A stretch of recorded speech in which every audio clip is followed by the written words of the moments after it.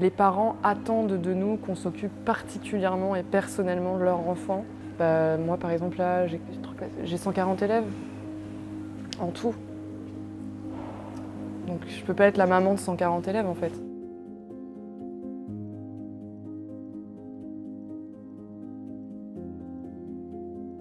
Bien évidemment, quand on est en France et qu'on regarde l'actualité, on n'a pas une très bonne image. On n'est pas forcément respecté des parents et ça se voit de plus en plus. On a un peu l'image voilà, de l'enseignant qui fait ça pour les vacances, un travail on finit à 16h30. On ne voit pas tout ce qu'on fait derrière, c'est-à-dire que pour eux, c'est juste des heures devant les élèves. C'est assez fatigant et que c'est beaucoup de travail sur le moment, mais aussi chez nous, de préparation, de correction, un travail qui prend du temps et de l'énergie. Il faut vraiment être à 200% quand on est face à des élèves. Donc c'est vrai qu'il y a cette difficulté-là où on va parler, on va être debout, on va bouger. Donc quand on est sur une heure de cours, on est vraiment très actif vis-à-vis des élèves. Le frein, le salaire.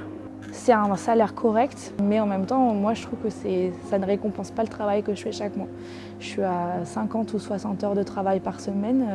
Ce qu'on appelle le prof bashing, le dénigrement des enseignants, les clichés ou les préjugés plutôt négatifs qu'il y a sur les professeurs, comme quoi ils s'en foutent, ils se plaignent tout le temps, ils sont tout le temps en vacances, qu'ils ne méritent pas leur paye, etc. En fait, c'est une violence qui vient s'ajouter aux autres violences du métier. Donc, c'est un petit peu comme le discours politique ou les politiques publiques au sujet de l'éducation qui viennent ajouter un sentiment d'accablement qu'on a beaucoup. Il y a peut-être un trop grand écart entre le professeur devant sa salle de classe et la direction dans son bureau.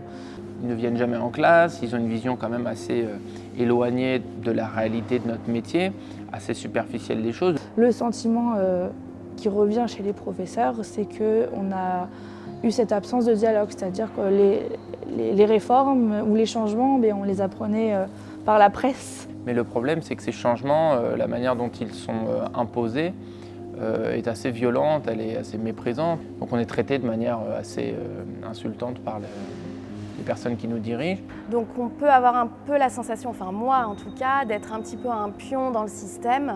Donc je pense que oui, il y a un manque de soutien, il y a un manque de temps de parole en fait, tout simplement.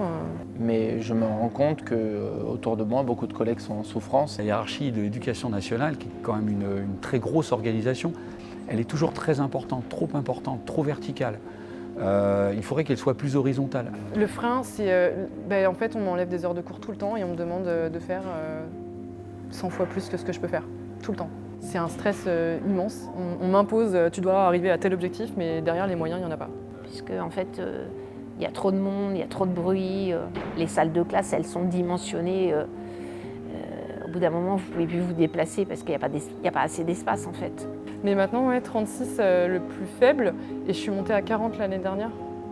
Mais 40, il faut imaginer 40 dans une salle où c'est pas prévu pour 40. Donc en fait, 40, c'est la mort assurée en fait. Ça va peut-être paraître bizarre ce que je vais dire, mais on maltraite nos élèves. En fait, on est dans une situation où en fait, malgré nous, on maltraite nos élèves. C'est quel avenir on leur offre, parce que moi je leur offre aucun avenir en fait, et c'est pas pour moi la promesse de l'école.